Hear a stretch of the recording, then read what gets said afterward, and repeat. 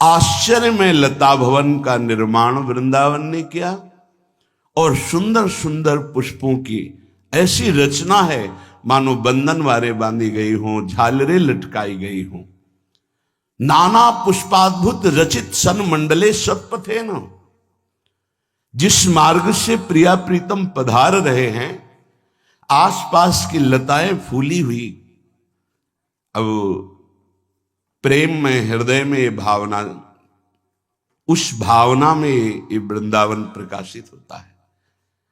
जिस पथ से प्रियालाल पधारेंगे, बड़ी सुंदर पुष्पों की गादी है, ऊपर से पुष्पों का पराग है, फिर सुंदर इत्र का छिड़काव है, आसपास से झूम झूम कर लताएं भूमि को स्पर्श करती हुई इतनी सुंदर खिली हुई है कि प्रियालाल को देख करके ही आनंद उन्मत्तता होती है।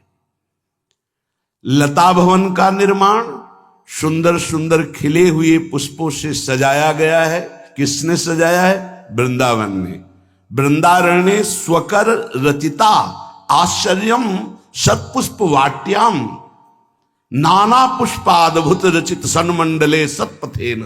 सुंदर मार्ग में और उस लता भवन में बड़ी ही पुष्पों की कारीगरी की गई। जगह जगह ऐसे चित्रों की रचना, ऐसी चौक पूरी गई है जिससे प्रियालाल को आनंद बढ़े। ऐसे पशु पक्षियों का लताओं ने निर्माण किया है। दूर से लगता है वो मयूर बैठा है, वो शुक बैठा है, वो सारिका बैठी। बड़ा आश्चर्यमय मंडप है। स्वास्तीर्णाम भोरु मृदुदले नाभिशय्यासु राधाम क्रीडन। हमारी प्रिया जो आकर यहां विराजमान होंगी तो मृदु मृदु दलों से, कोमल कोमल कोपलों से वृंदा सखी ने सैया की रचना की है। ये वृंदावन की अधिष्ठात्री देवी है। बहुत ही सुंदर कोमल कोमल पल्लवों से, कमल के दलों से आच्छादित सैया की गई है। अब उस पथ से अविचार करते हुए हमारी जुगल जोरी सरकार पधार रहे हैं। श्री ध्रुवदास जी कह रहे हैं, सांवरे किशोर लाल लाडली किशोरी गोरी बाहाजोरी एक संग नीके देखी पाए है। सब सखियां देख रही मार्ग की तरफ। जो शतपथेन कोमल कोमल पुष्प दलों से गादी बिछाई गई है मार्ग में, सुंदर कोमल सुगंधित पराग, सुगंधित द्रव्य छिड़का गया है। उसके ऊपर अति सुकुमारी लाडली पी किशोर सुकुमार धीरे धीरे लता भवन से निकलकर इस मंडप में पधार रहे। तो सब सखियों की दृष्टि लगी। देखा सांवरे किशोर लाल लाडली किशोरी गोरी बाहाजोरी एक संग नीके देखी पाए हैं। सब सखिया पधार रहे हैं। नवीन जलधर की सी अंग कांति करोड़ों कामों को मूर्छित कर देने वाली, जिनकी मुस्कान, जिनका लावण्य ऐसे लालजू श्री लाडली जू के गले में गलवहियां दिए हैं। और अनंत बिजलियों की सी गोरी कांति जिनके श्रीअंग से प्रकट हो रही, ऐसी महासौंदर्य समुद्र जो लालजू के चित्त को चुराने वाली हैं, वो प्रिया जो लालजू को गलबहियां दिए हुए युगल सरकार परस्पर गलबहियां दिए हुए आ रहे हैं। कैसी सांवरी गोरी जोड़ी है। ये सखियां एक संग निरख रही हैं। कंचन के कंजनी की कुंजनी में बैठे सखी, जो पहले से सुंदर सुंदर स्वर्णिम कमल दलों से सुंदर सुंदर नई नई कोपलें जो हैं उनसे सैया रची गई थी, युगल सरकार धीरे धीरे कदम बढ़ाते हुए आते हैं और उस लता मंडप में, लता मंदिर में उस शैया पर विराजमान होते हैं। एक एक क्षण की शोभा का सखी जन पान कर रहे, आते हुए गलबहियां दी हुई। अब दोनों युगल सरकार शैया पे विराजमान हैं। कंचन के कंजनी की कुंजानी में बैठे सखी, बीती राति के लिनिशी तो ना अघाए हैं। युगल सरकार बैठे, मिथुनहास परिहास परायण, पीक कपोल कमल पर झूरी, गौर श्याम भुज कलह मनोहर। अद्भुत महाप्रेम रस वार्ता होती है, हास परिहास हो रहा है। समस्त सहचरियां एक एक इंद्रिय से प्रियालाल का पान कर रही, नेत्रेंद्रिय से रूप का, श्रवणेंद्रिय से जो प्रिया प्रीतम परस्पर अमृतमयी वार्ता कर, एक एक अक्षर में प्रेमामृत बह रहा है। उनकी चितवन, उनकी मुस्कान, उनकी वाणी, उनका हास परिहास, ये सखियां पान कर रहे। बिल्कुल उदाहरण तो त्रिभुवन में कोई है नहीं। अगर कहीं ये शोभा, ये हास परिहास, ये प्रेम के लिए थोड़ा सा नेत्रों में झलक जाए तो प्रेम समाधि लग जाए। आपका मन तो इतना मलिन है कि सांसारिक जब 3 घंटे हास परिहास विनोद नाटक नौटंकी की लीला होती है तो पैसा देकर तुम्हारा मन कहीं नहीं जाता, और 3 घंटे आप विषय प्रपंच की एकाग्रता में लीन रहते हैं, जिसे फिल्म कहते हैं। 3 घंटे 2.5 घंटे आप बैठे गर्व महसूस करते हैं, आनंद महसूस करते हैं। सोचो, वो नायक झूठा, वो नायिका झूठी, वो खेल झूठा, हास परिहास झूठा, और उसमें तुम आनंदित हो रहे हो। कहीं सच्चिदानंद की मुस्कान देखने को मिल जाए, कहीं सच्चिदानंद का हास परिहास देखने को मिल जाए, कहीं सच्चिदानंद की शोभा निरखने को मिल जाए, तो दशा क्या होगी तुम्हारी। तुम्हारा मन तो झूठे विषयों में भी राजी हो गया, झूठी कहानियों में राजी हो गया। कहीं सच्चिदानंद की लीला देखने को मिल जाए तो प्राणों की आफत आ जाए। ये प्राण आचार्य बल से टिकते नहीं, तो प्राणों की सामर्थ्य नहीं आनंद समुद्र को झेल सके। ऐसा परमानंद एक झांकी में है युगल सरकार की। युगल सरकार उस शैया पर बैठे हुए हास परिहास, ये वो प्रभु हैं जो शिव सनकादि अपने ध्यान में जिनको लाने की प्रत्येक पल चेष्टा करते रहते हैं। ये वृंदावन रजोप सेवी रसिक जनों की कृपा से जोरी नेत्रों में नहीं हृदय में ही बस जाती है। ये हृदय निकुंज में खेलने लगते हैं। पूरी रात महाउत्सव चला प्रेम का, तऊ ना घाने हैं।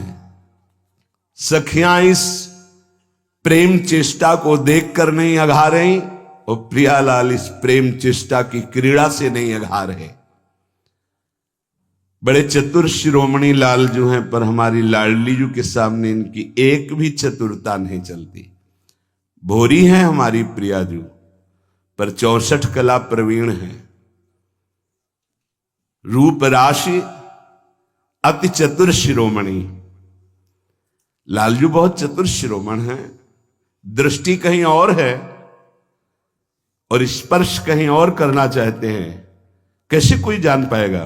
दृष्टि कहीं और है तो लगता है इधर, लेकिन चतुर शिरोमणि प्रियाजू समझती है। तो हारनी के ब्याज पिए छुयो चाहे उर्जनी, प्रिया जानी अंचल सो तब ही दुराए हैं। हित ध्रुव परम प्रवीण को अंगनी में, समुझी समुझी मन दो मुस्काए हैं। परम प्रवीण श्री प्रियाजू के आगे लालजू की एक चतुरता नहीं चलती प्रेम क्रीड़ा में। यद्यपि प्रेम कला में दो परम प्रवीण हैं, एक दूसरे की प्रवीणता देखकर दोनों मुस्कुरा रहे हैं और प्रियालाल की प्रवीणता को देखकर सखिया आनंद मगन हो रहे। अद्भुत कुंज में अद्भुत विलास करते हुए लाल पीत फूलनी की कुंज सुख पुंज मध्य,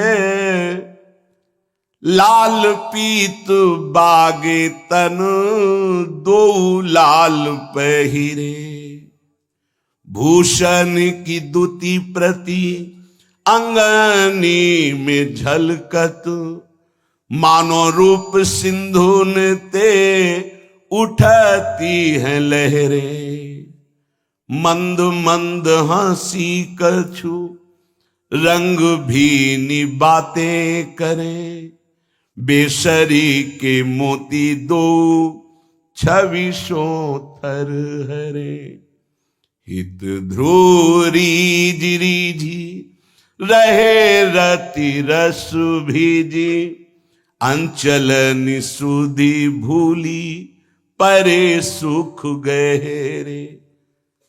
सुंदर सुंदर अरुण वर्ण के पीत वर्ण के फूलों की कुंज सजी हुई है। मध्य में अरुण वर्ण के पीत वर्ण के फूलों की शैया पर अरुण वर्ण के पीत वर्ण की पोशाक धारण किए हुए हमारे युगल सरकार विराजमान है। अद्भुत पोशाक, अद्भुत आभूषणों की कांति और अद्भुत अंगों की शोभा, मानो रूप समुद्र में अद्भुत शोभा की तरंगे उठ रही हो। ऐसे युगल सरकार मंद मंद मुस्कुराते हुए कुछ रंग भीनी बातें कर रहे हैं। जब बातें करते हैं तो बेसर का मोती श्वास लगने से हिलता है, अद्भुत शोभा हो रही है। प्रिया प्रीतम परस्पर रीझ रहे और सखियां रीझ रीझ कर प्राण न्यौछावर कर रही। ये महासुख चिंतन का है।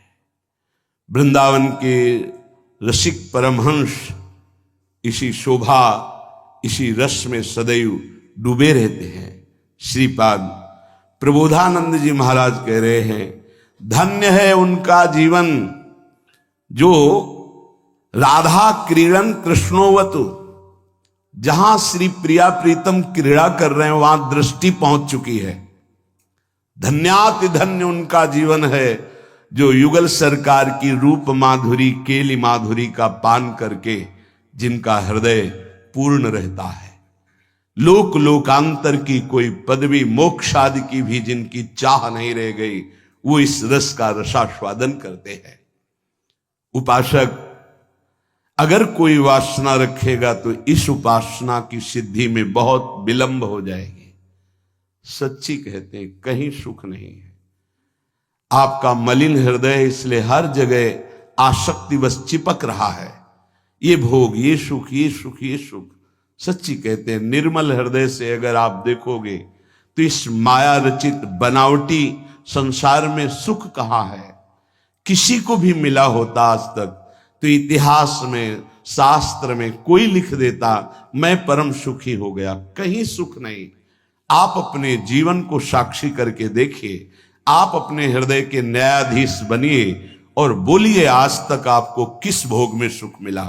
तत्कालिक आपकी तन्मयता के कारण आपको लगता है कि मैं भोग रहा हूं अमुक पदार्थ, अमुक भोग, उसमें सुख है, लेकिन थोड़ी ही देर बाद फिर आप निर्णय कीजिए जो आपने भोगा वो क्या था। फिर और थोड़ी देर बाद तो आप देखेंगे नवीन तृष्णा पैदा हो गई पुनः भोगने की, कि अभी तो अनुभव नहीं हुआ, एक बार फिर देखता हूं। इसका मतलब वहां सुख नहीं है। इसलिए पूज्यपाद श्री उड़िया बाबा जी महाराज कहते हैं, अय उपासक, मन में यदि कोई वासना रखोगे तो तुम्हारा पुनर्जन्म निश्चित है। बहुत ध्यान से सुनिएगा। ये बड़े न्यायाधीश हैं, ये ब्रह्म प्राप्त, भगवत प्राप्त महापुरुष जो बोलते हैं, यही प्रमाण माना जाता है। अगर आप महान पाप किए हैं और कोई महात्मा कह दे जाओ कुछ नहीं, सब ठीक है, एक भी पाप का दंड आपको नहीं मिलेगा। सच्ची मानना, ये न्यायाधीश हैं, ये बड़े बड़े महापुरुष, इसीलिए इनसे जो लाभ मिलता है वो भगवान से भी बढ़कर लाभ कहा जाता है। क्योंकि भगवान में तो जब पूर्ण शरणागति होती तब हम तो हम सर्व पापेभ्यो मोक्षयिष्यामि मा शुचा, और पूर्ण शरणागति यही महापुरुष जन कराते हैं। एक एक शब्द पर कभी संशय मत करना।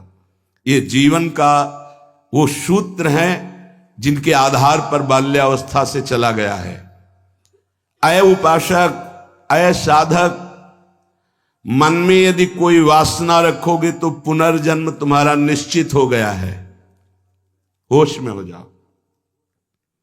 वासना, ये भोग लूं, ये देख लूं, ये चाहत है, इसके सिवा हम नहीं कुछ पसंद करते, इसके बिना हम नहीं जी सकते, ये सब वासना।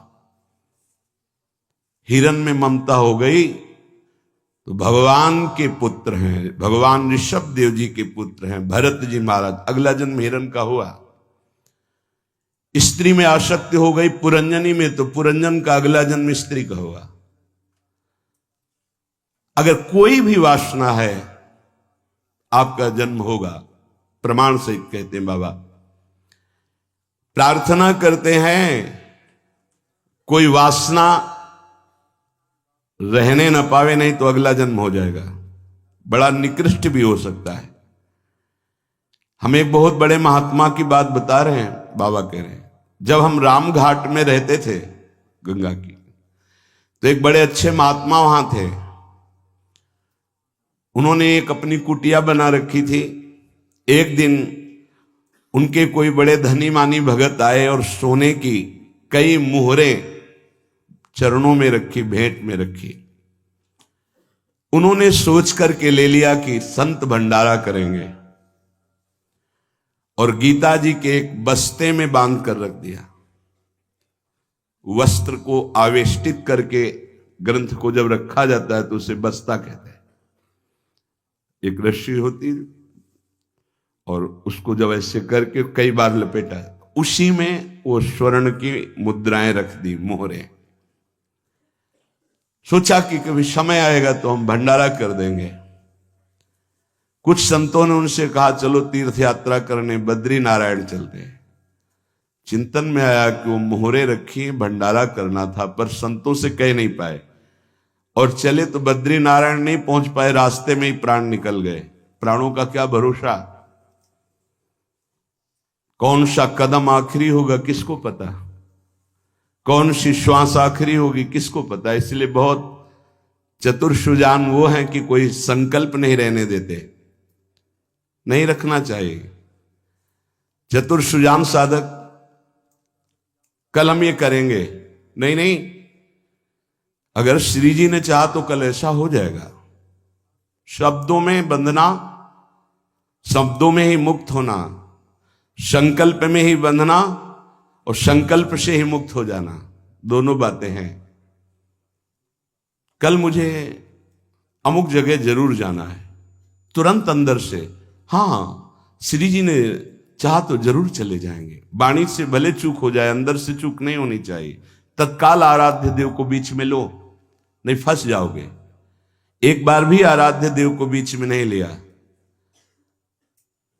रास्ते में प्राण निकल गए। चिंतन चल रहा था कि लौट के आएंगे, तो स्वर्ण मुद्राएं जो रखी उनको बेच करके फिर भंडारा करें। सदिच्छा भी नहीं रखनी, ये बहुत सूक्ष्म विषय है। अब उनका शरीर छूट गया। शरीर जब छूट गया तो शरीर की अंतिम क्रियाएं हुई जो संत की होती। 16 दिन बाद कुछ संतों को प्रसाद पवाया गया। महीना व्यतीत हुआ महाराज की कुटिया की जो सेवा सफाई में, तो बस्ता एक ऊंचे पे दिखाई दिया। देखा कि गुरु जी की गीता रखी हुई है। कोई बात नहीं है, कभी समय आएगा तो पढ़ेंगे, गुरु जी की गीता है।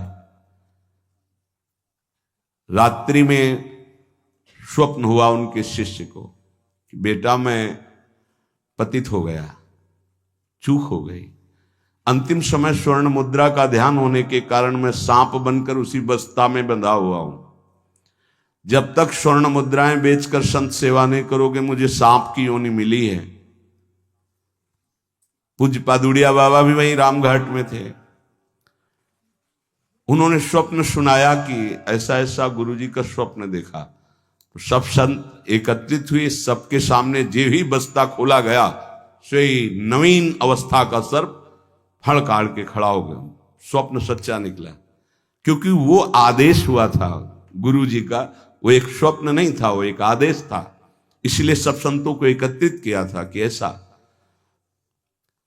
कुंडली मारे, फन काढ़े उन्हीं स्वर्ण मुद्रा के ऊपर वही महात्मा जी, क्योंकि स्वप्न में बता चुके थे। उस वस्त्र में देखा गया कोई छिद्र नहीं था जिससे सर्प घुसकर पहुंच सके स्वर्ण मुद्रा तक, क्योंकि कई लपेट होते हैं बस्ता में। ये देखकर सब महात्मा आश्चर्यचकित हो गए कि भाई थोड़ी सी असावधानी हुई कि स्वर्ण मुद्रा का चिंतन बना तो सर्प होकर के गुरु जी को बैठना पड़ा। उस सर्प को बड़े सम्मान, किसी को कुछ नहीं काटा, कुछ नहीं छेड़ा, उसको बहुत सम्मान से आदर पूर्वक जंगल में जाके दुखी होकर शिष्यों ने छोड़ा और उन मोहरों को बेचा गया। संत भंडारा हुआ, उनकी जो ही वासना की पूर्ति हुई, ये वासना बन गई थी, तो ही शरीर छूटा उनका और अपनी गति को प्राप्त हुए। इसलिए उपासक, ये सद्वासना थी। सद्वासना जब बंधन को प्राप्त करा सकती है तो असद्वासना कौन कौन सी दुर्गति देगी, ये बहुत सूक्ष्म विषय है। एक महात्मा पधार रहे थे तो वृक्ष के नीचे लेटे थे, ऊपर आम का फल था। पके हुए आम के फल में दृष्टि चली गई, अंतिम समय, तो उसी में कीड़ा बनकर आम के पेड़ में आए। शिष्य समर्थ थे, उनको ध्यान के द्वारा जब पता चला तो उन्होंने फिर भजन बल से अपने गुरु जी का उद्धार किया। कई बार ऐसा देखा गया है कि शिष्य के द्वारा गुरु को भगवत साक्षात्कार होता है। सुतीक्ष्ण जी को पहले से ठाकुर जी का साक्षात्कार हुआ, साथ लेकर फिर अपने गुरु जी के पास साक्षात्कार करवाने प्रभु को गए। बड़ी महिमा है भजन की। गुरु प्रदत्त भजन से बड़ी सामर्थ्य शिष्यों में जागृत हो जाती है। विश्वास करो, विश्वास करो, बाबा 2 बार कह रहे हैं। जो कह रहे हैं उस पर विश्वास करो। कोई वासना मत रहने दो, ढूंढ ढूंढ करके वासना को नष्ट कर दो। तुमसे ना नष्ट होती हो तो गुरुजनों के सामने रख दो, प्रभु के सामने रख दो। प्रभु इस वासना को नष्ट कर दो। देख लो, भंडारे की वासना ने सांप बना दिया, मृग की वासना ने मृग बना दिया, हिरन बना दिया। हमारी इतनी वासना है, हमारा क्या होगा? कभी विचार किया है अंदर बैठ के कितनी बाजार लगी वासना की? ये सब वासनाएं कट जाएंगी यदि एक सूत्र रख लो, श्री जी की इच्छा। ऐसा करेंगे, हाँ, श्री जी की इच्छा से, अंदर से ऐसा, हाँ, प्रियाजू की जैसी इच्छा। वो तुम्हें बांध ही नहीं पाएगी कोई वासना, क्योंकि प्रियाजू प्रधान हो गई है। उपासक प्रभु को भूल जाता है। जब कोई वासना होती तो अपना ऐसा अंधकार पैदा करती है कि प्रभु को भूल जाता। जैसे भरत जी भूल गए, जिन प्रभु के स्मरण में बाधा ना पड़ जाए, राज रानी, राजपुत्र और राज्य का त्याग कर दिया। वही हिरन की बाधा को कैसे स्वीकार कर लिया कि प्रभु का विस्मरण हो रहा, प्रभु की सेवा छूट रही हो, हिरन के दुलार में घूम रहे हैं। हिरन बनना पड़ा। बहुत सावधान। अगर हम सब सावधानी पूर्वक उपासना करें तो इसी जन्म में हम जीवन मुक्त हो जाएं। गुरुदेव, इष्ट, इष्ट का मंत्र और माला, ये साधना की 4 विशिष्ट पद हैं। गुरुदेव, इष्टदेव, इष्ट मंत्र और जिससे माला, जिससे मंत्र जपते हैं, इनमें एक भी नहीं बदलना चाहिए, बहुत जल्दी सिद्ध हो जाएगा। माला ऐसे नहीं कि गंदी हो गई फेंक दी, दूसरी नई माला ले ली, टूट गई वैसे, या माला की थैली, दोनों। एक उपासक के पास फटी हुई बहुत मलिन थैली थी, हमने कहा बदल दो ना, नहीं गुरु प्रदत्त है, ये आजीवन चलेगी ऐसे, बहुत जल से धो देंगे, यमुना जी में धो देंगे, बदल तो नहीं सकते, आजीवन के लिए है। अच्छा लगा, ठीक है, गुरु प्रदत्त है, इसे बदल नहीं सकते। माला झोली, यहां रोज नई चमकती हुई, देखो ध्यान दीजिए, गुरु, इष्ट, इष्ट मंत्र और माला, ये चारों बहुत जल्दी परिपक्व अवस्था प्रदान करती हैं। इनमें से एक भी यदि बदला जाए तो बेविचार दोष उत्पन्न हो जाएगा। गुरु, इष्ट देव, इष्ट मंत्र, मंत्र जपने की माला और माला झोली सहित, इसे खिलवाड़ ना समझे। यदि तुम किसी की माला चुरा लेते हो तो कभी तुम्हें उसके जपे हुए का फल नहीं मिलेगा, और यदि तुम्हारी माला कोई गिर जाए, भूल जाए, कोई चुरा ले, तो तुम्हारे आधे भजन का प्रभाव निष्फल कर दिया जाएगा। ये न्यायाधीश बोल रहे हैं। माला प्राणों से भी अधिक प्यारी रखी जाती है, ऐसे नहीं कि जहां मन आया वहां रख दिया, नहीं, सदैव अपनी छाती से माला लगा के रखी जाती है।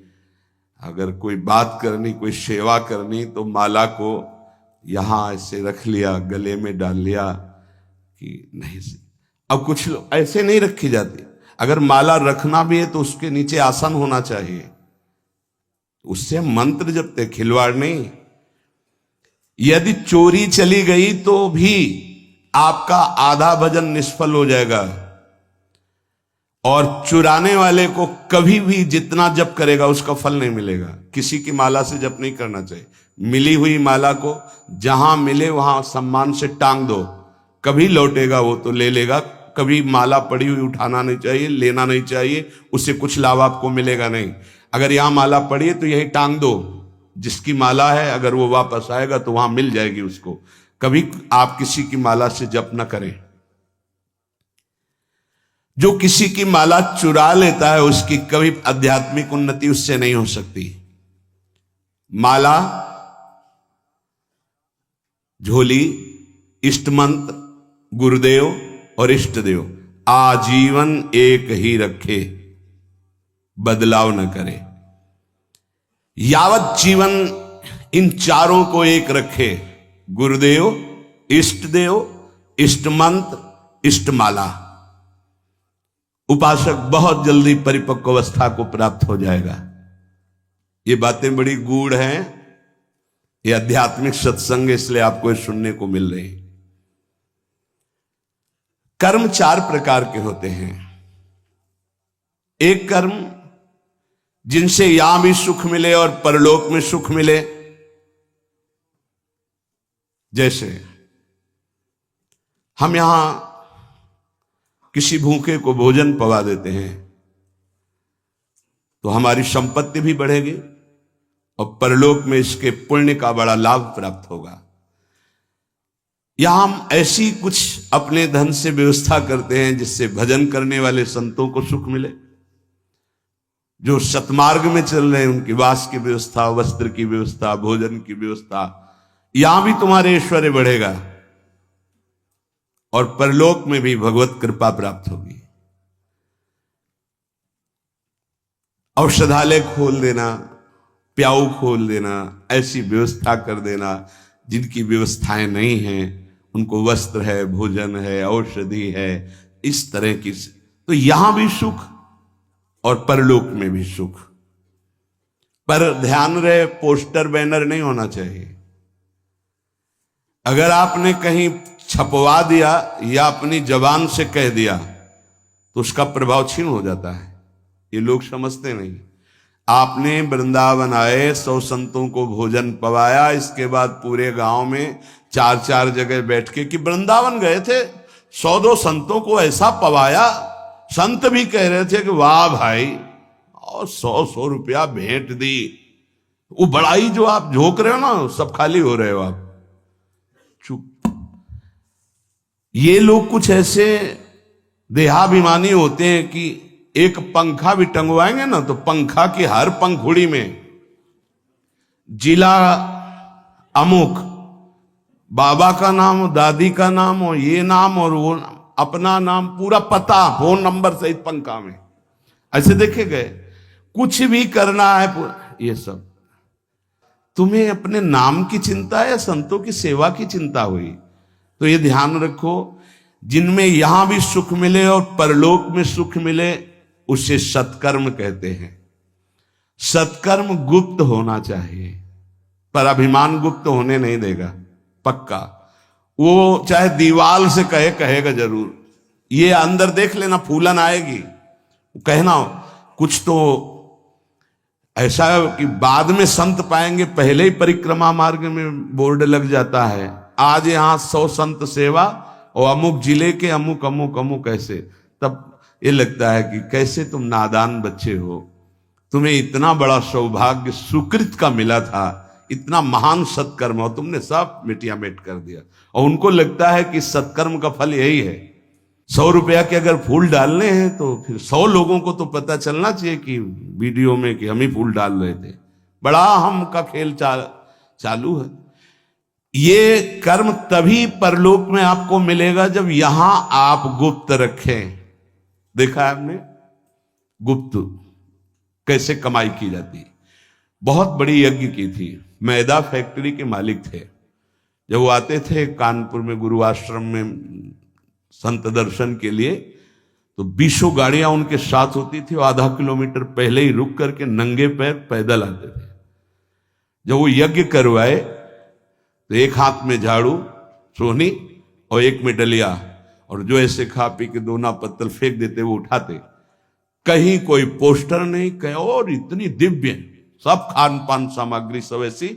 और वो केवल चेक करते थे अपने कार्यकर्ताओं का, झाड़ू लिए हुई है वो लिए। कोई जैसे पूछता यज्ञ कौन करवा रहा, तो बोले हमको तो यहाँ दोना पत्तल फेंकने की सेवा मिली, हमें तो पता नहीं। कोई जान नहीं पाया कौन करवा रहा है। अपने लोग इसलिए जानते थे कि प्रेरणा से हो रही थी। ऐसे सत्कर्म की कोई जान ही नहीं पाया कि किसने करवाई यज्ञ। और इतना बड़ा खान पान, कानपुर महानगर जहां लाखों लोग खाते पीते, उनके पास कोई कमी नहीं, कहीं भी कोई अभिमान का लेश मात्र नहीं। दूसरा मतलब पहला है जो इस लोक और परलोक दोनों में सुख प्रदान करे, वो ऐसे धार्मिक सत्कर्म। दैन्यता की मूर्ति, साधुता अपने आप आ जाएगी जब आप ऐसा समर्पण करेंगे। कितने ऐसे, एक नहीं कितने ऐसे जिनको ये है ही नहीं कि हमारी जानकारी कोई, कि हम कुछ सेवा करते हैं। अहम को पुष्टता चाहिए। इस लोक परलोक में यदि अपने कर्म का जो सुकृत है, तो भगवान से प्रार्थना करो कि कोई न जान पावे, ऐसा कार्य करो, तो वो आपको इस लोक और परलोक दोनों में उन्नति प्रदान करेगा। दूसरा, जिनमें यहां भी दुख और परलोक में भी दुख। पहला है यहां भी सुख और परलोक में सुख। दूसरा है यहां भी दुख और परलोक में दुख। परिस्त्री गमन, जो दूसरे माताओं के साथ, बहनों के साथ व्यभिचार करते हैं, यहां भी दुख और परलोक में दुर्गति।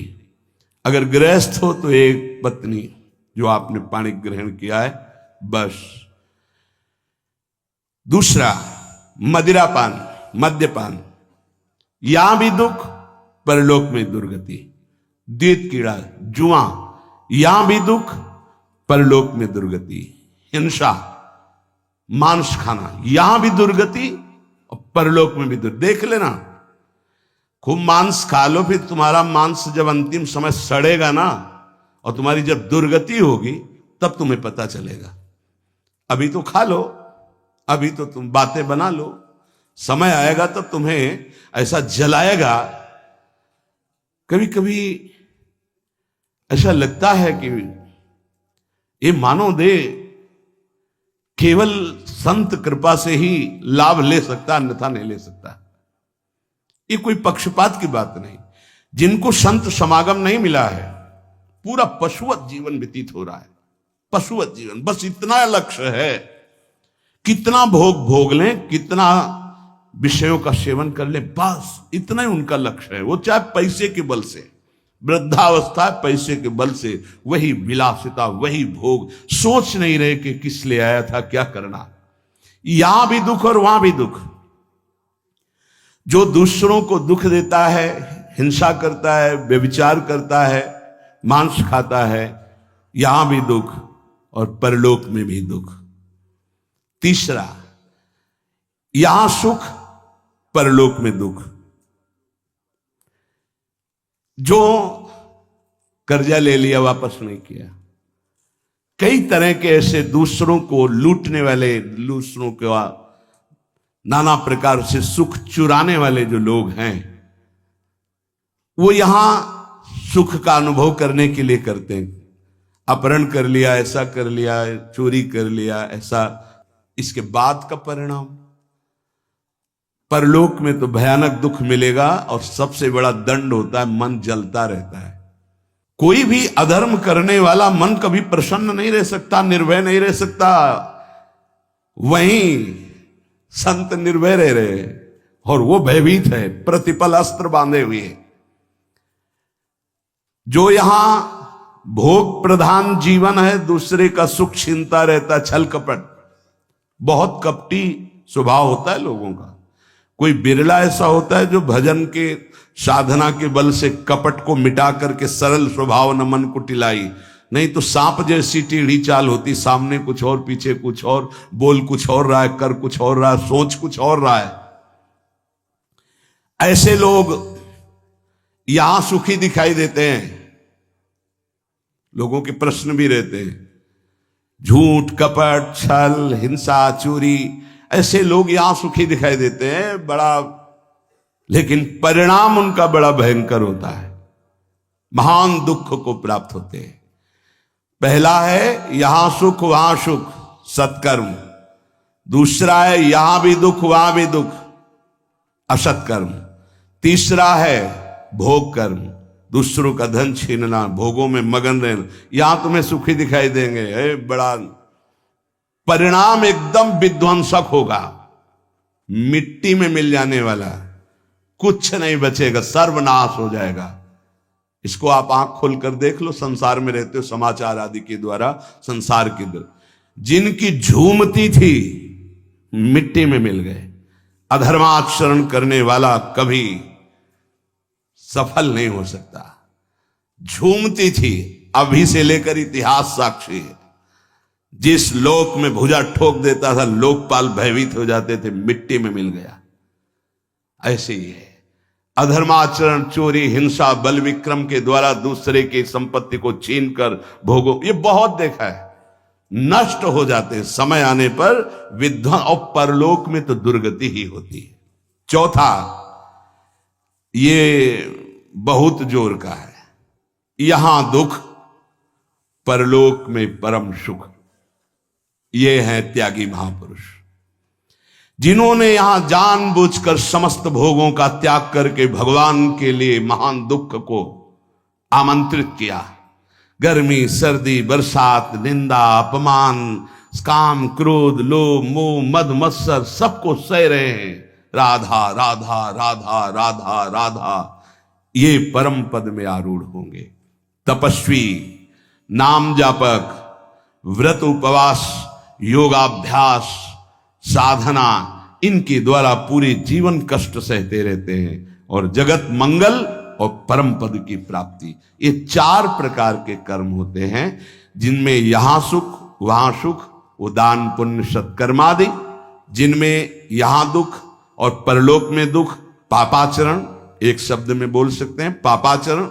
तीसरा भोगाचरण, जिसमें यहां सुखी दिखाई दे रहे लेकिन परलोक में इनकी दुर्गति होगी। दुखिया को न सताइए, दुखिया देगा रोए, और जब दुखिया के मुखिया सुने तो तेरी गति का होए। किसी को कमजोर समझकर आप फंसा दिए या कष्ट दे दिए या मार दिए और आप पदवी पे पहुंच गए, तो परम पदवी वाला जब दृष्टि डालेगा तो तुम्हारी धज्जियां उड़ जाएंगी। ये बहुत होश में, जो शब्द दूसरे के हृदय में चोट पहुंचाकर परम पद में पहुंचा दे, वही साधु के शब्द होते हैं। उठो, जागो, भूल मत करो। अगर यहां तुम सुखी होने के लिए अधर्माचरण से धन ले लेते हो, चाहे जो हो, तो परिणाम में तुम्हें बड़ा भयंकर दुख भोगना पड़ेगा। इसलिए हम प्रार्थना करते हैं, अंदर की हालत को मजबूत करना है तो दुखियों को मत सताना, निर्दोषों को दंड मत देना, पैसे के लिए किसी को गलत मत फंसाना। नहीं, चाहे जितना बड़ा अधिकार आपको मिला हो, वो अधिकार भी एक समय का है, इसके बाद नहीं। फिर तुम्हें जो कर्म का दंड मिलेगा वो भोगना पड़ेगा। त्रिभुवनपति अधिकार प्राप्त है महाराज नहुस को, भूल गए अपने कर्तव्य को और पदाभिमान में गलत आचरण में कदम रख दिया तो अजगर की योनि प्राप्त हुई, भ्रष्ट हो गए देवराज इंद्र पद से। कोई भी पद अगर आप गलत आचरण करोगे तो समय पर जब दंड देगा, पद भी छिन जाएगा, सुख भी छिन जाएगा, परिणाम महान हानिकारक दुख कारक होगा। उपासक यदि बहुत जल्दी पवित्र और शुद्ध साधना में समर्पित होना चाहता है तो शरीर और प्राण, इन दोनों को भगवान के चरणों में समर्पित कर दे। हमारी अब जिम्मेवारी खत्म, समर्पित। तो समर्पण भी हमें नहीं आता ना, कैसे समर्पित करें। इसीलिए गुरु रूप में भगवान पधारते हैं। गुरुदेव जैसी आज्ञा करें वैसे शरीर के आचरण हमारे हों, और गुरुदेव जो हमें नाम मंत्र दे वही हमारी श्वास में चले, तो दोनों समर्पित हो गए, शरीर और प्राण। जब कोई शरीर और प्राण भगवान को अर्पित कर देता है उसे आत्मनिवेदन भक्ति कहते हैं, और आत्मनिवेदन भक्तिवान ही परम पद को प्राप्त होता है, परम रस को प्राप्त होता है। पाई रस भक्ति गुड़ जुग जुग जग दुर्लभ भव इंद्रादि विधिम। ये रस भक्ति तभी प्रकट होती है जब शरीर और प्राण अपने आराध्य देव को समर्पित हो जाते हैं। उपासक जैसे भगवान सच्चिदानंद में है, ऐसे उपासक का भी सच्चिदानंद में स्वरूप होता है। एक बार सत्संग में कहा था कि भगवान नारायण भी तुम बन सकते हो, तो किसी ने कहा था मनुष्य नारायण कैसे बन सकता है। देखो सीढ़ी है, नारायण नर बन सकते हैं ना, तो सीढ़ी बन गई, उतर गए ना, उसी सीढ़ी में चढ़ जाओ तो नर नारायण बन जाएगा। कैसे प्रमाण? गीध देह तजी धरि हरि रूपा। जब परम सत्कार्य बन गया सियाजू की रक्षा का, तो गीध ने शरीर छोड़ा और हरि रूप धारण करके हरिधाम को गया, नारायण रूप धारण करके। जब अजामिल का शरीर छूटा तो चतुर्भुज नारायण रूप होकर भगवान के धाम। जब धुंधकारी का प्रेत योनि छूटी तो चतुर्भुज भगवान के पार्षद लेने आए थे, चतुर्भुज रूप पार्षद रूप हरि रूप धारण करके भगवान के धाम को चला गया। केवल श्री लांछन चिन्ह लक्ष्मी जी का, वो भर पार्षदों को नहीं होता, नहीं, पूरे जैसे हरि वैसे ही हरि के पार्षद होते हैं। सच्चिदानंद में पार्षद स्वरूप सच्चिदानंद की सेवा में उपस्थित होता है। जैसी श्री जी वैसी श्री जी की सखिया किशोरी मात्मानम किमि सुकुमारी नुकले। उपासक अपनी उपासना को चुरा के रखे, नहीं तो कोई चुरा लेगा। हम जो साधना करते हैं किसी को पता नहीं होना चाहिए। हमारा अहम कहता है कि हम सबको बता दे, इतने माला जपते हैं, ये करते हैं, ये करते हैं। पूज्य पादुड़िया बाबा कह रहे हैं उपासक अपनी उपासना को चुरा के रखना। ये चुराने की वस्तु है, छुपाने की। कोई जाने ना आप किस कोटि के। जैसे समुद्र की कोई था नहीं ले सकता, ऐसे उपासक की कोई था नहीं ले सकता। सेवा में तुलसी दल 7 दिन तक प्रयोग किया जा सकता है। एक दिन उतार के 7 दिन तक वो बासी नहीं माना जाएगा। बिल्व पत्र 5 दिन तक, कमल पुष्प 3 दिन तक और अन्य पुष्प 1 दिन। आज उतारा आज ही लगाए, आज उतारे हुए कल नहीं चढ़ाए जा सकते। केवल कमल पुष्प 3 दिन तक। अगर अन्य पुष्प हैं और आज उतार कर कल चढ़ाते हैं तो वो बासी माने जाएंगे, वो श्री जी की सेवा में नहीं आएंगे। उपासक सदैव सतयुग में रहता है। कलयुग उनके लिए है जो संत समागम से दूर है, भजन से दूर है। सतयुग की स्थिति क्या होती है?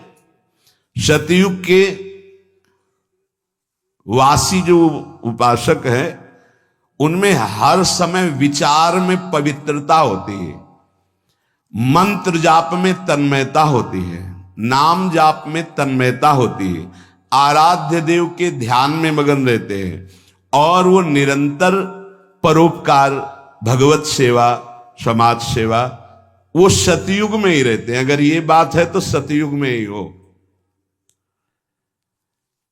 जो नाना प्रकार की कलह का चिंतन करता रहता है, कपटी है, झूठ बोलता है, ज्यादा नींद लेता है, हर समय आलस्य है, हिंसा है, विषाद है, शोक है, मोह है, भय है, विषयों की भूख है, भोगों की आसुरी प्रवृत्ति है, वो कोई भी हो, कलयुगी है, कलयुग में है। जो जप परायण है, ध्यान परायण है, साधन परायण है, सेवा परायण है, वो सतयुग में वास करता है। हर समय सतयुग, कहां कलयुग है? सत्संग हो रहा, नाम वाणी, नाम कीर्तन, प्रियालाल की सेवा दर्शन, सेवा में हर हमारे पास समय कहां है कलयुग के लिए? कलयुग जो बुलावा देते हैं उनके पास जाता है, अपने पास समय कहां है कलयुग के लिए? झूठ, कपट, तंद्रा, निद्रा, हिंसा, विषाद, व्यसन, व्यभिचार, मोह, भोगों की प्रबलता, आसुरी प्रवृत्ति, ये कलयुग है। अगर चित्त में इन सब का राज्य तो कलयुग। उपासक सदैव सतयुग में रहता है, सदैव। देख लो, उपासक सदैव सतयुग में रहता, कलयुग में नहीं। ये अगर लक्षण है तो कलयुग है, नहीं तो कोई कलयुग नहीं। कहां कलयुग है? हाँ, कलयुग का स्थान बताया गया, शराब पीना, व्यभिचार करना, मांस खाना, जुआ खेलना, चोरी करना, तो उसी में आ जाता है झूठ, कपट, तंद्रा, निंद्रा, हिंसा, विषाद, शोक, मोह, भय, भोगों की प्रबलता, राक्षसी प्रवृत्ति, ये कलयुग का स्वरूप है। उपासक विषयी भक्त से बच के रहे। यहां विषयी पुरुष नहीं कहा, ये बहुत, ये न्यायाधीश के वचन, पूरे आजीवन यही साथ रहे हैं। विषयी पुरुष से तो हम समझते हैं कि विषयी पुरुष है, पर यहां कह रहे विषयी भक्त से बच के रहे। भक्ति का बाना है और विषय सेवन का अंदर से स्वाद है, तो हम बाना भेष से, हम उद्देश्य से संत मानते हैं।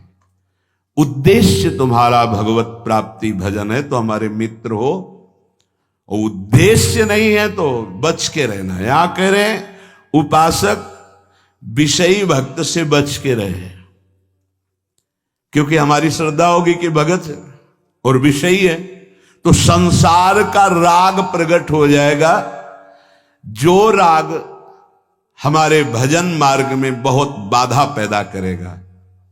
क्योंकि ये राग और द्वेष सतमार्ग के लुटेरे हैं, श्री भगवान गीता जी में कह रहे हैं। जो भक्त विषयी है हमें उसका संग नहीं करना। क्यों? क्योंकि उसके संग से विषयों का राग प्रकट हो जाएगा। राग और द्वेष, भगवान कह रहे इंद्रियस्य इंद्रियस्यार्थे राग द्वेषौ व्यवस्थितौ तयोर्नवशमागच्छेतौ ह्रस्य परिपंथिनौ। हे अर्जुन, इंद्री के प्रत्येक विषय में राग और द्वेष ये छुपे रहते हैं। अनुकूलता प्रतिकूलता, उपासक को ना अनुकूलता में न प्रतिकूलता में, अर्थात न राग में न द्वेष में, दोनों में नहीं फंसना, क्योंकि ये दोनों इस मार्ग के लुटेरे हैं, खाली कर देते हैं, लूट लेते हैं। श्रोत्रेंद्रिय, त्वचा इंद्रिय, नेत्र इंद्रिय, रसेंद्रिय, घ्राणेन्द्रिय, इसके विषय हैं शब्द स्पर्श रूप रस गंध। पूरी सृष्टि के भोग इसी में आ जाते हैं। इसमें कुछ में साधक का राग रहता है और कुछ में द्वेष रहता है। राग अनुकूलता, द्वेष प्रतिकूलता। जब तक अनुकूलता प्रतिकूलता राग और द्वेष बना रहेगा तब तक साधक की उन्नति नहीं हो सकती, आध्यात्मिक उन्नति। ये बड़ा सूक्ष्म विषय जगत गुरु भगवान श्री कृष्ण वर्णन कर रहे हैं। राग द्वेष होता कहां है, इसका निवास स्थान कहां है? कह रहे ये अहम में होता है, मैंपन में। ये बाहर से काटा नहीं जा सकता कि ऐसे कर दिया तो राग द्वेष खत्म हो गया। ये आपके अंदर अंतःकरण में जो चार धर्म हैं, निश्चय करना बुद्धि, संकल्प विकल्प करना मन, चिंतन करना चित्त, और अहम, मैं स्त्री हूं, मैं पुरुष हूं, मैं विद्वान हूं, मैं धनवान हूं, इसमें बैठा है राग और द्वेष। बड़ी सुरक्षित जगह में बैठा है। शरीर से माना हुआ संबंध अहम स्फुरित करता है, मैं, और इसी मैं में राग द्वेष बैठा है, और यहीं से वो बुद्धि में, मन में, इंद्रियों में फेंकता रहता है। बड़ा सूक्ष्म विषय है, पवित्र बुद्धि वाला साधक समझ पाएगा। राग द्वेष कहां बैठा है? अहम में बैठा है। मुझे ये पसंद है, मुझे ये पसंद नहीं, मुझे ये अनुकूल है, मुझे ये, मैं उस शरीर को लेकर बोल रहा है। इसीलिए वो विषय में राग और द्वेष, इंद्रियों में राग द्वेष, मन में राग द्वेष दिखाई देता है, होता है अहम में। प्रभु ने इशारे में वर्णन किया, यही राग द्वेष काम और क्रोध है। राग काम है और द्वेष क्रोध है। ये स्थूल रूप जब धारण करता है राग द्वेष, तो काम क्रोध के रूप में प्रकाशित हो जाता है। ये साधक का सर्वस्व अपहरण करने वाला है, राग और द्वेष, काम और क्रोध। तयोर न वश मागच्छेद, ऐ साधक इनके वशीभूत मत होना। ये परिपंथी न हो, तुम्हारे अध्यात्म मार्ग के लुटेरे हैं, तुम्हारा सब कुछ खाली कर देंगे। काम और क्रोध, जिन्हें राग और द्वेष कहते हैं। बहुत जोर की बात है, बहुत जोर का राग होता है, पूरे जीवन की साधना की बाजी हार जाएगा, ऐसा राग होता है। राग ही द्वेष का रूप धारण करता है, द्वेष की कोई सत्ता नहीं। जैसे काम ही क्रोध का रूप धारण करता है, कामा संजायते क्रोधा। जब राग द्वेष की वृत्ति उत्पन्न हो तो साधक निराश ना होवे, अपितु बहुत सावधान हो जाए, उदास ना होए, निराश न। देखो ये जुआरी का सा खेल है।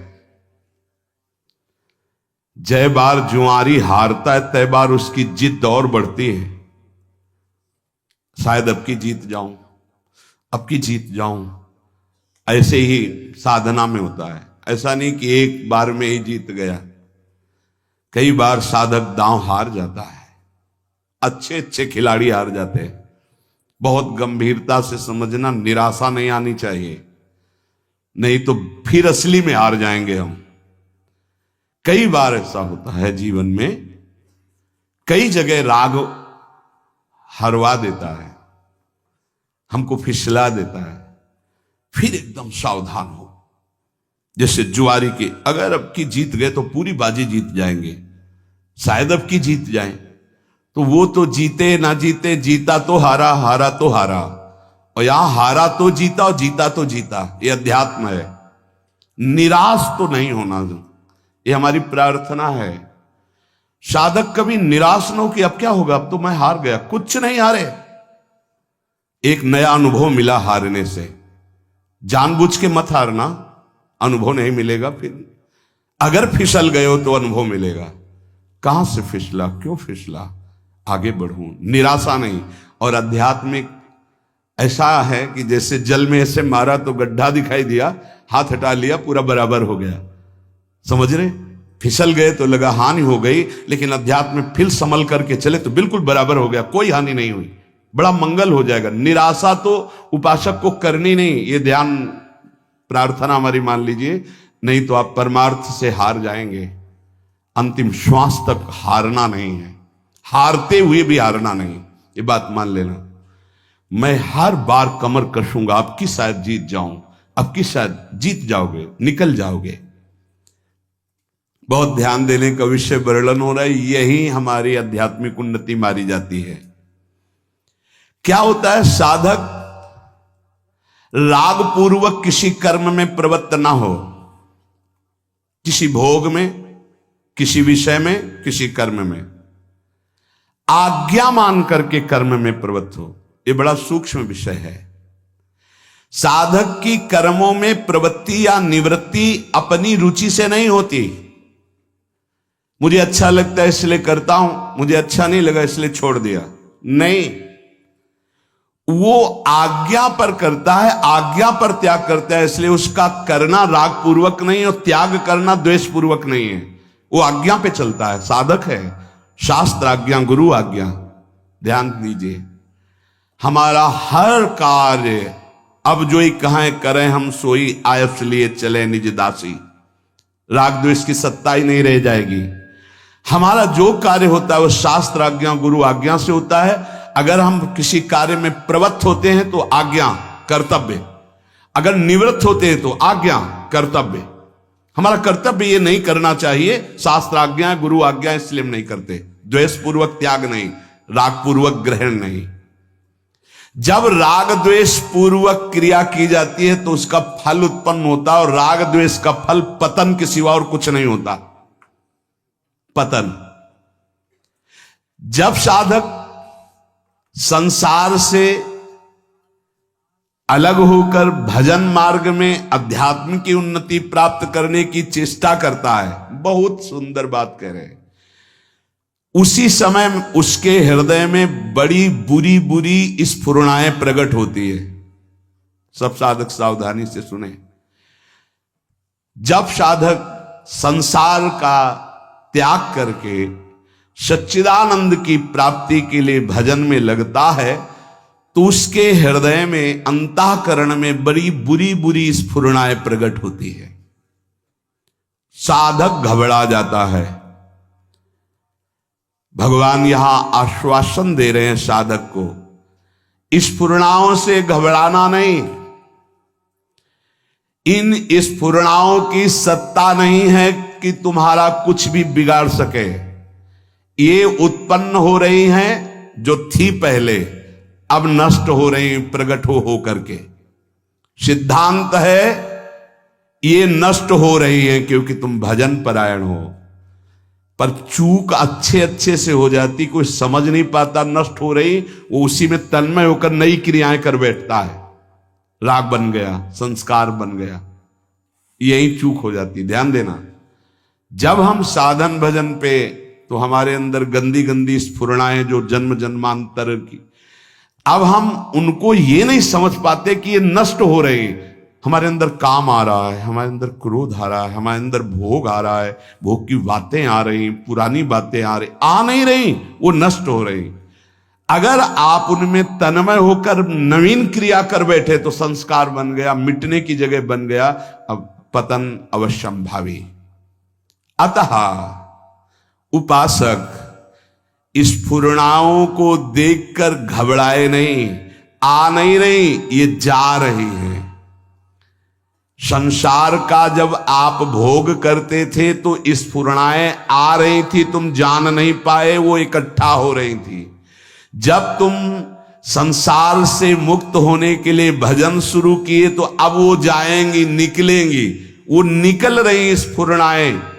अब भजन के बल से स्फुरणाएं खाली हो रही हैं। तुम स्फुरणाओं में चिपकना मत, पकड़ना मत, उन स्फुरणाओं के अनुसार संकल्प करके क्रियाएं मत करना, वो निकल रही है। साधक को चाहे अच्छी स्फुरणा हो या बुरी स्फुरणा, बिल्कुल न राग करना न द्वेष, दृष्टा मात्र बने रहना है। भजन क्या आ रहा है बस देखते चले जाओ। जैसे हम रास्ते में चल रहे हैं, बोर्ड में लिखा है ऐसा ऐसा ऐसा, तो पढ़ लिया, चल दिया, कोई मतलब तो है नहीं, तो हम ऐसे पढ़ रहे हैं अंतःकरण में। ये आई बुरी स्फुरणा, ये अच्छी स्फुरणा आई, ना हमको डरना है, ना घबराना है, और न चिपकना है, ना अच्छी स्फुरणा में ना बुरी स्फुरणा में। क्या हुआ? राग द्वेष दोनों मिटते चले जा रहे हैं, क्योंकि अच्छी स्फुरणा राग की है और बुरी स्फुरणा द्वेष की वृत्ति पैदा करेगी। अभी जो हमारा हो रहा, वो राग द्वेष से नहीं हो रहा, गुरु आज्ञा से साधना हो रही है। सावधानी पूर्वक यदि तटस्थ माने दृष्टा बन करके इन स्फुरणाओं की उपेक्षा कर दे तो राग द्वेष रहेगा ही नहीं। राग द्वेष के वशीभूत होकर संसार के सब प्राणी कर्म कर रहे हैं। राग द्वेष पुष्ट होता है तो प्रकृति उसका स्वभाव अशुद्ध कर देती है। अशुद्ध स्वभाव होने के कारण वो भोग प्रधान बन जाता है। जिसकी प्रकृति राग द्वेष रहित होती है उसका स्वभाव शुद्ध हो जाता है। शुद्ध स्वभाव होने पर योग हो जाता है प्रभु से, अशुद्ध स्वभाव होने पर भोग बनता है प्रकृति का, संसार का। क्या सुंदर सिद्धांत भगवान वर्णन कर रहे हैं। साधक संपूर्ण कर्मों को अपने भली भांति भगवद अर्पण कर दे तो उन कर्मों का फल होगा भगवत प्राप्ति। राग द्वेष मिट जाएंगे। राग द्वेष के मिटाने के इच्छुक साधक के लिए शास्त्र प्रमाण कर्म करना अत्यंत आवश्यक है। जैसा आदेश हम वैसा कर रहे हैं, हमारा कोई राग नहीं, आदेश के अनुसार कर रहे हैं, गुरु आज्ञा शास्त्र आज्ञा। राग द्वेष से सर्वथा रहित जो महापुरुष हैं उनका अंतःकरण शुद्ध निर्मल होता है कि वो वेद पढ़े हो या ना पढ़े हो, उनके हर वचन वेद प्रमाणित शब्द निकलते हैं। शताम ही संदेह पदेषु वस्तुषु प्रमाणम अंतःकरण प्रवत्तयः। सत्पुरुषों का अंतःकरण इतना पवित्र हो जाता है कि उनकी वाणी वेद प्रमाण मानी जाती है। जैसे किसी भी विषय में संशय उस महापुरुष से पूछ ले और वो कह दे हाँ ठीक है सा, अब कोई भय नहीं, वैसा ही होगा जैसा वो बोल रहे हैं।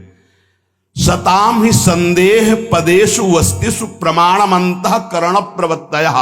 उनका अंतःकरण राग द्वेष से रहित परम शुद्ध है, वो जो बोलेंगे वही शास्त्र प्रमाण होगा।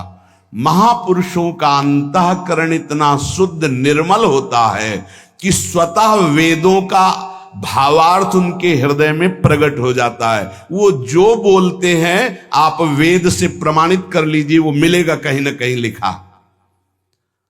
स्वामी शरणानंद जी से कहा कि ये तो हमने कहीं नहीं पढ़ा जो आप कह रहे हो, तो बोले लिख लो, नया वेद लिख लो, जो हम कह रहे हैं वो लिख लो।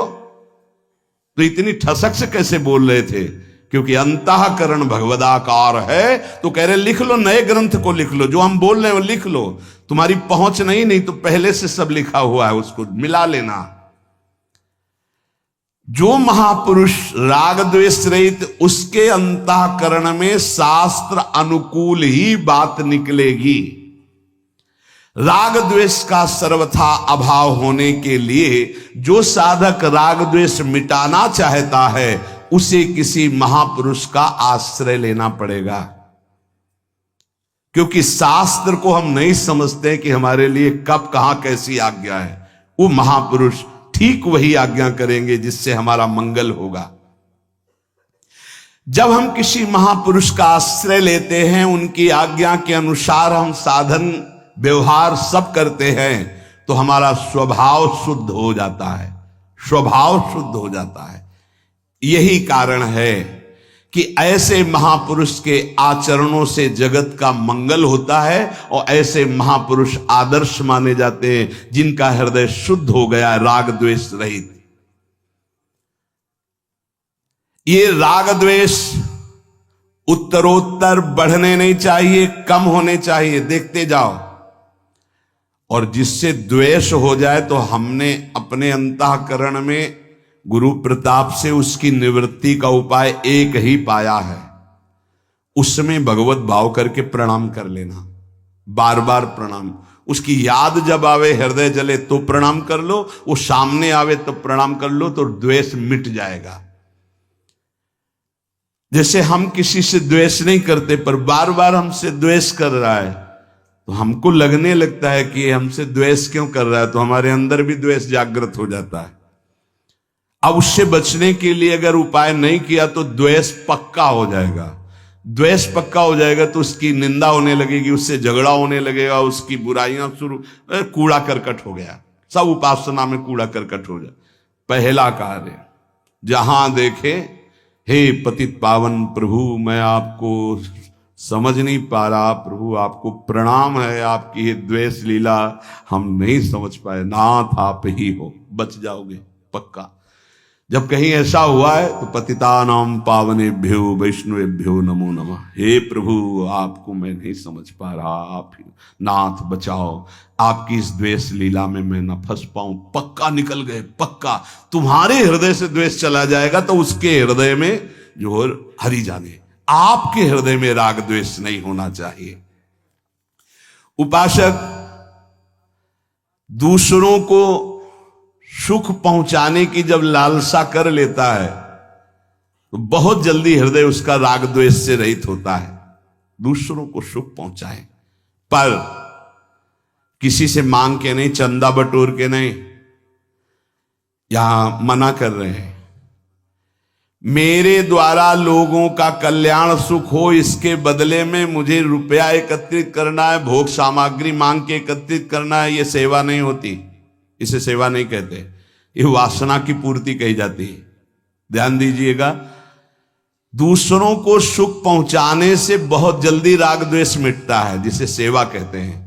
पर सेवा दूसरों से मांग करके, भोग सामग्री एकत्रित करके अपनी मान बड़ाई पुष्ट करना होता है, सेवा नहीं होती। कारण कि वो सुख भोग करना चाहता। मैंने सर्दियों में कपड़े बांटे, तुमने क्या बांटे? तुमने क्या बांटे? तुमने क्या सेवा की? कंबल तो किसी और ने दिया था, आप चुपचाप वहां जाकर के दे आए, ये आपके ऊपर कृपा हुई है। आप गर्व क्यों करते हैं? मैंने कंबल बांटा, दिया तो किसी और ने है आपको, देनहार कोई और है, देते रहते दिन रहन। तुम्हारे जीवन की पवित्रता बढ़ाने के लिए प्रभु ने तुमको यह अधिकार दिया कि जाओ तुम ऐसा सत्कर्म करो, अभिमान क्यों करते हो? मैं किसी को कुछ देता हूं ऐसा जिसका हृदय में भाव है, वो आसानी से मेरी बात नहीं समझ पाएगा कि सेवा धर्म किसे कहते हैं। सेवा उसे कहते हैं जिसके बदले में कुछ भी चाह ना हो। तुमने वस्तु दी और वो तुम्हें धन्यवाद बोले, तुम्हारे आगे झुके, तुम्हारे अनुकूलता में चले, तो सेवा कहां हुआ? ये तो व्यापार हुआ। सेवा का तात्पर्य है कि हमने जो कर दिया सेवा, तो लौट करके आपके व्यवहार को नहीं देखा, आपने उसके बदले में क्या व्यवहार किया उसको लौट के नहीं देखा। जो सेवा के बदले में थोड़ा भी चाह करता है वो सेवा नहीं है। सेवा राग द्वेष को मिटाने में समर्थ है। नहीं महाराज जी, सेवा तो धन से होती है, वस्तुओं से होती है, वस्तु और धन के बिना सेवा किसकी बनेगी? और आप कह रहे सेवा करने के लिए धन और वस्तु की किसी से मांग नहीं करनी चाहिए। स्थूल वस्तुओं से स्थूल वस्तुओं से, धन से, भोग सामग्री से कर्म होता है, सेवा नहीं। बड़ा सूक्ष्म विषय है। कर्म से बंधन होता है, सेवा से मोक्ष मिलता है। कर्म से राग द्वेष पुष्ट होता है, सेवा से राग द्वेष मुक्त होता है। सेवा, तुम्हारे पास जो भाव है, तुम्हारे पास जो सामग्री है, उतने से ही तुम मुक्त हो जाओ। सेवा ये नहीं कहती कि चंदा मांग करके करो, सेवा ये नहीं कहती कि दूसरे को प्रभावित करके ये बंटता है यहां, ये बंटता है यहां, ये बंटता है। जो शास्त्र कह रहा है राग द्वेष मुक्त होने के लिए, हम यहां भगवत प्राप्ति की बात हो रही, जिनका लक्ष्य भगवत प्राप्ति है। तुम्हारे पास जो भाव है, तुम्हारे पास जो सेवा सामग्री, उसी से तुम्हें मुक्त होना है राग द्वेष से। जो वस्तुओं से सेवा का भाव किया जाता है वो कर्म बनता है, सेवा नहीं। स्थूल वस्तुएं जितनी तुम्हारे पास है उतने से तुम्हें सेवा का अधिकार है। जैसे तुम एक शॉल ओढ़े हो, कोई थर थर कांप रहा है, अपना शॉल उड़ा दिया, तो 1 करोड़ कंबल उड़ाने का जो फल है वो तुम्हारे शॉल के बराबर नहीं होगा, क्योंकि तुम्हारे पास एक ही था। तुमने अपने शरीर की परवाह न करके उसको उड़ा दिया, ये तुम्हारा राग द्वेष से मुक्ति का कारण बनेगा। समझना, आपने 50 लोगों से संग्रह किया और फिर सैकड़ों लोगों को उड़ा दिया, तो अंदर से देखना तुम्हें गर्व जागृत होगा कि हमने सैकड़ों गरीबों को कंबल उड़ाए। तो तुम्हारा अहम पुष्ट हुआ या राग द्वेष नष्ट हुआ? बड़ा सूक्ष्म विषय है, देखना। जब अंतःकरण में वस्तु का महत्व होगा तो स्वामी भाव आएगा, सेवक भाव नहीं। ये बड़ा सूक्ष्म विषय है, चाहे कोई जाने या ना जाने।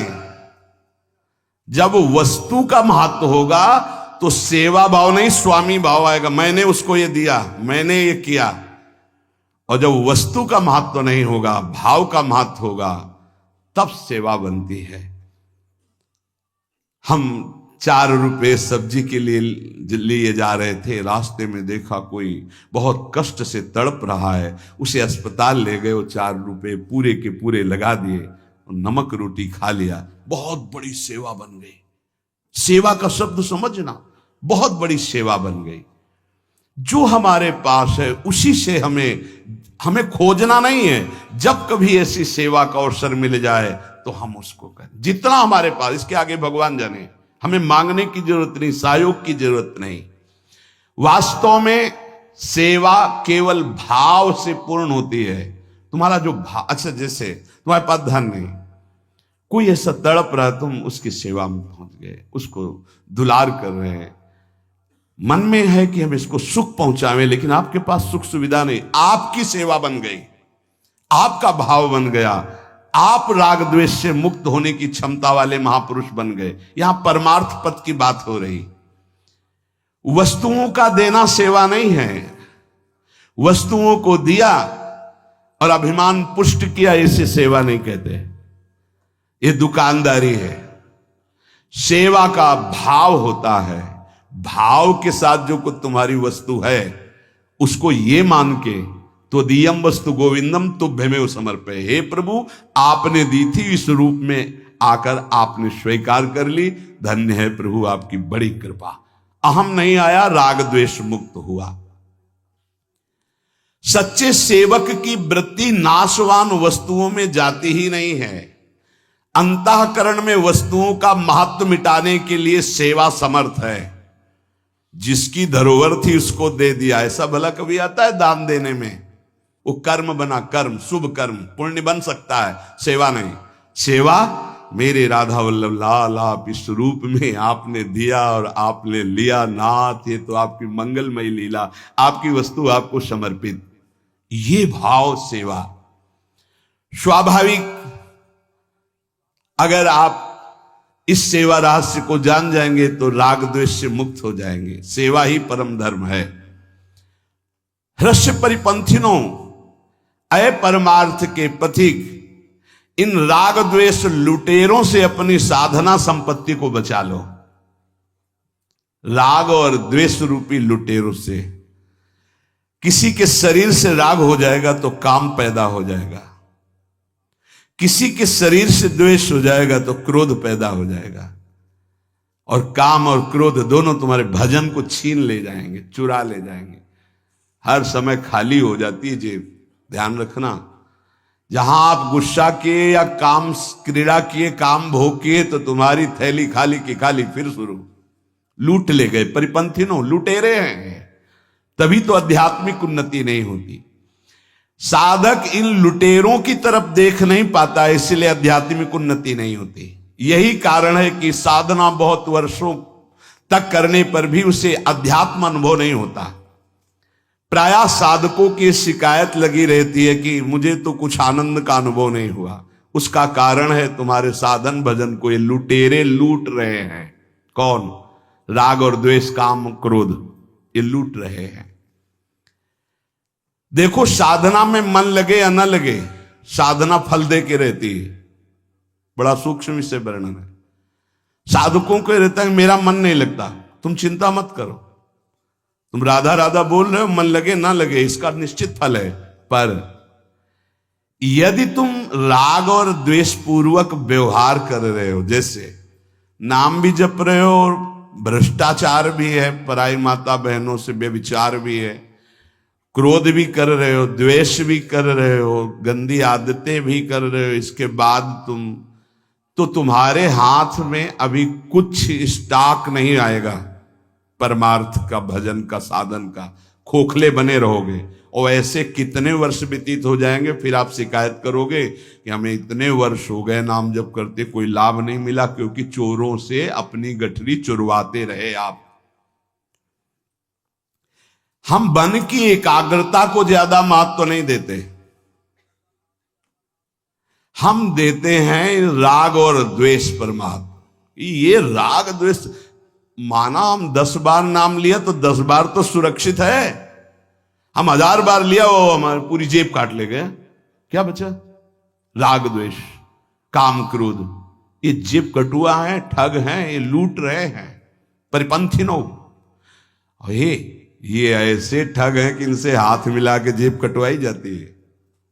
भजन की जेब कोई जबरदस्ती नहीं काट सकता है, ध्यान रखना।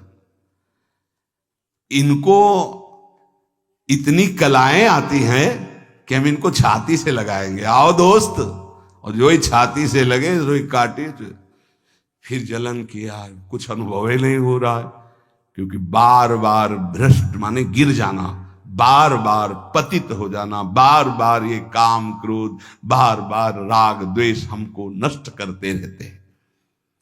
उपासक, इसीलिए कहा गया कि जिनका राग द्वेष रहित शुद्ध अंतःकरण है, ऐसे महापुरुषों के अनुशासन में चले। राग द्वेष की स्फुरणा हो तो डरो मत, पर उन दोनों के अनुसार क्रियाएं मत करो।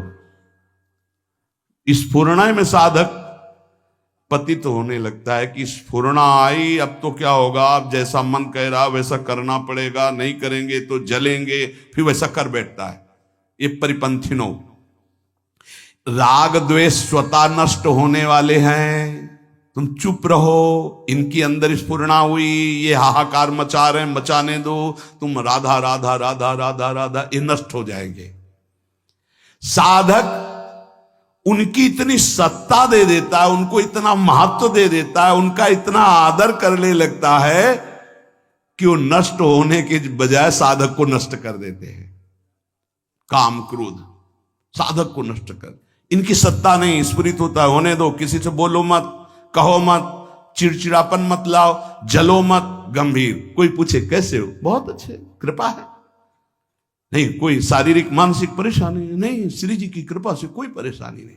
अंदर तुम्हारे विकार वो सब भस्म हो जाएंगे। मत बोलो किसी से, रही मन की मन व्यथा, मन में रखिए गोय, ये सुन इठ लई है लोग सब, बांट न लई है कोई, उनकी सत्ता होती।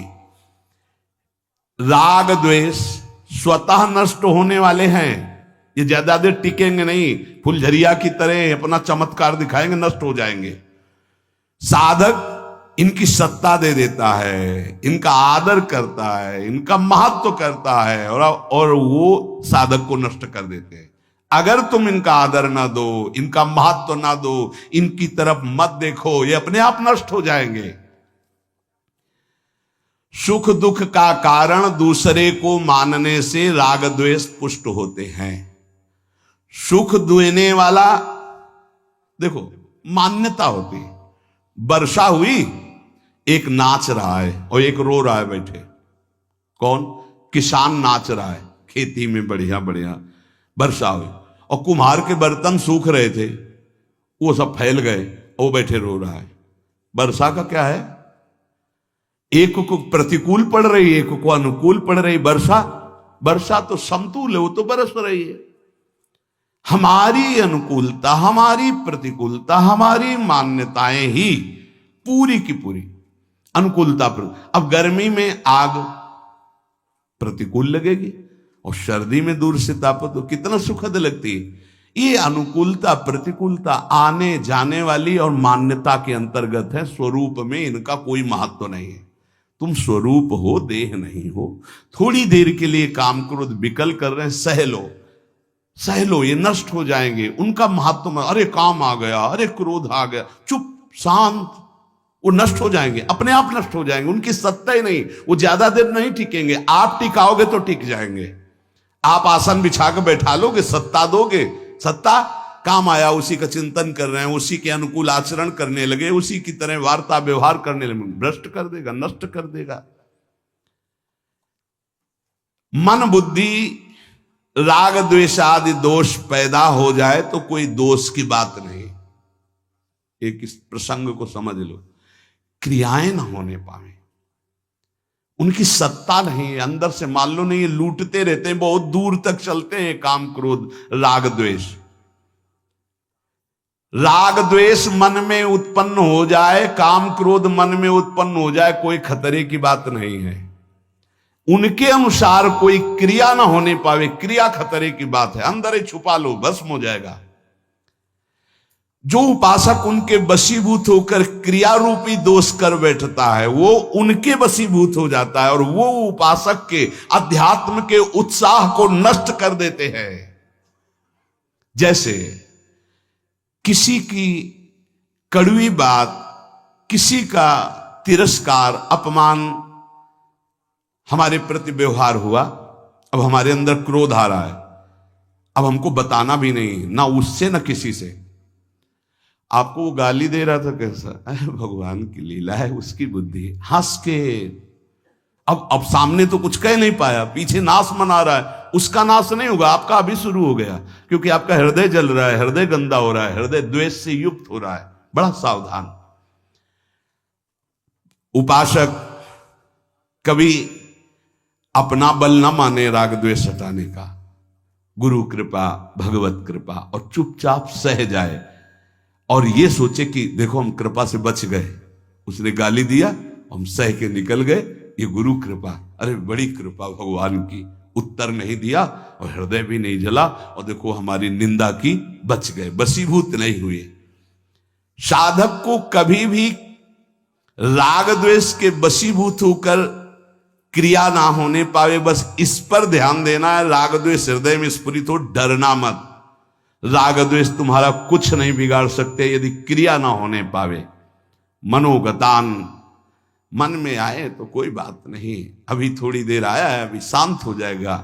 श्री भगवान कह रहे हैं, यदि आप इन राग द्वेष काम क्रोध रूपी लुटेरों से बच गए तो बहुत जल्दी अध्यात्म आपके हृदय में प्रकाशित हो जाएगा।